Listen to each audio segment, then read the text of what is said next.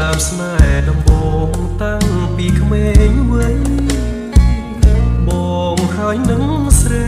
ចាំទេចរថ្ងៃរអានុសាធ្លាប់កាន់ដៃគ្នាគ្រប់គ្រាដែលយើងចេញពីសាលាអូនខ្សឹបប្រាប់បងថាធំកាលណារៀបការនឹងបង